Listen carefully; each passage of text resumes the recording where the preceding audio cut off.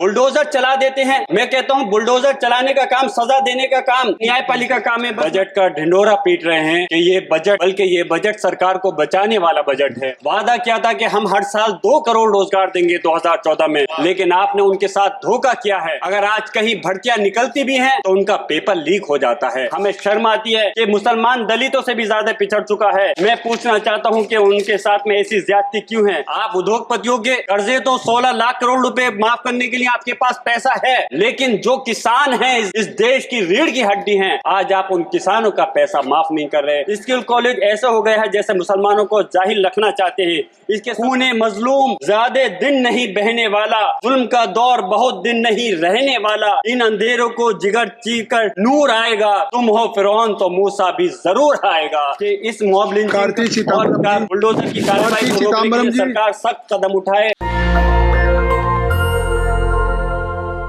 जनाब जियाउर रहमान साहब।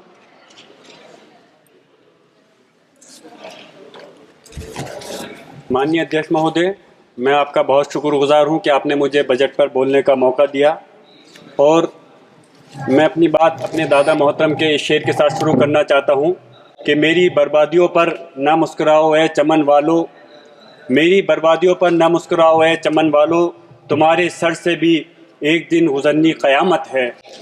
मैं आप लोगों से कहना चाहूँगा जो आज बजट का ढिंडोरा पीट रहे हैं कि ये बजट बहुत बड़ा बजट है और आम जनता के लिए बजट है। ये आम जनता के को बचाने के लिए बजट नहीं, बल्कि ये बजट सरकार को बचाने वाला बजट है।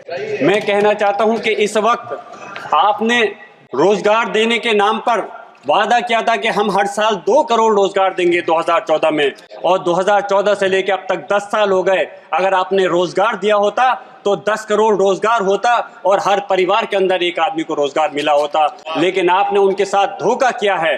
आप बताइए मुझे, जो आपने कहा था कि हम रोजगार के नाम पे जो लोगों को ठगने का काम किया है, अगर आज कहीं भर्तियां निकलती भी हैं तो उनका पेपर लीक हो जाता है।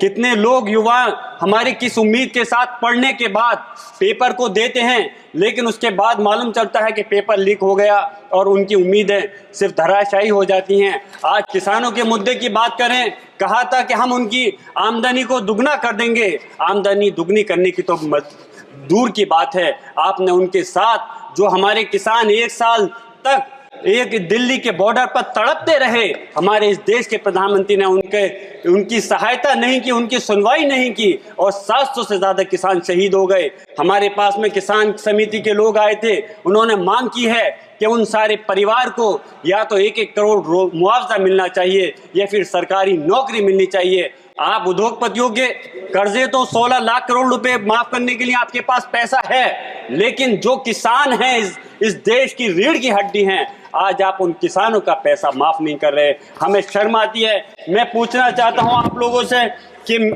इस वक्त आज एजुकेशन की अगर हम बात करें कि जो एजुकेशन के नाम पर हमारे अलीगढ़ मुस्लिम यूनिवर्सिटी, जहां से मैंने भी तालीम हासिल की है, और जामिया मिलिया इस्लामिया, आप उनका लगातार बजट घटाते जा रहे हैं। एएमयू के जो 5 कैंपस थे उनका वो बंद होने के कगार पे आ गए हैं। आप उनके साथ क्यों खिलवाड़ कर रहे हो। यूपीए के टाइम पर सच्चर कमेटी की रिपोर्ट थी कि मुसलमान दलितों से भी ज्यादा पिछड़ चुका है, लेकिन आपने भाजपा कहती थी कि हम मुसलमान के हाथ में एक हाथ में कंप्यूटर देंगे और एक हाथ में हम उनके कुरान देंगे, लेकिन उन्होंने सिर्फ उनके साथ में धोखा किया, छलने का काम किया।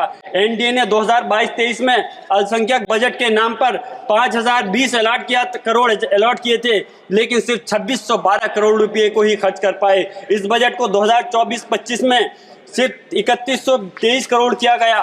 मैं पूछना चाहता हूं कि उनके साथ में ऐसी ज्यादती क्यों है। सरकारी आंकड़ों में India survey of higher education में मुसलमानों को छात्रों की भागीदारी में गिरावट आई है। उनके बच्चों का एनरोलमेंट 2020-21 में मात्र 4.6% था।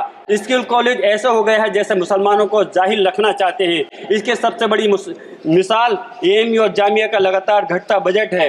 पीएम जब मुस्लिम मुल्क में जाते हैं तो उनका सम्मान होता है। अरब से पीएम अपने दोस्त उद्योगपतियों के लिए इन्वेस्टमेंट भी ला रहे हैं, अच्छी बात है। लेकिन जब भारत में मुसलमानों की आर्थिक, सामाजिक, तालीम और मुसलमानों की सुरक्षा के सवाल पर यूएन में अमेरिका की अल्पसंख्यक रिपोर्ट हमारे देश पर उंगली उठाती है तो सरकार के लिए शोभा की बात नहीं है। आखिर उसके बाद भी मॉब लिंचिंग, बुलडोजर चलाकर मुसलमानों के मकान गिराकर खुद भाजपा सरकार क्या देना चाहती है? अलीगढ़ मुस्लिम यूनिवर्सिटी के लिए मैं बस अपनी बात को खत्म कर रहा हूँ। माननीय अध्यक्ष महोदय, अलीगढ़ में हमारे माननीय अध्यक्ष राष्ट्रीय अखिलेश यादव जी ने एक डेलीगेशन बना करके भेजा था और उसमें मैं गया था जहाँ पे मॉब लिंचिंग हो गई। और उनके अफसोस की बात यह है कि मॉब लिंचिंग होने के बाद कि फिर वहाँ के भारतीय जनता पार्टी के लोग उनके जिन्होंने मॉब लिंचिंग की है उनको बचाने का काम करते हैं। हम बुलडोजर चला देते हैं। मैं कहता हूँ बुलडोजर चलाने का काम, सजा देने का काम कार्यपालिका या व्यवस्थापिका का नहीं है, न्यायपालिका काम है। बस मैं अपनी बात खत्म कर रहा हूँ इस शेर के साथ कि लश्कर भी तुम्हारा है, सरदार भी तुम्हारा है, तुम झूठ को सच लिख दो, अखबार भी तुम्हारा है। खूने मजलूम ज्यादा दिन नहीं बहने वाला, जुल्म का दौर बहुत दिन नहीं रहने वाला, इन अंधेरों को जिगर चीर कर नूर आएगा, तुम हो फिरौन तो मूसा भी जरूर आएगा, तुम हो फिरौन तो मूसा भी जरूर आएगा।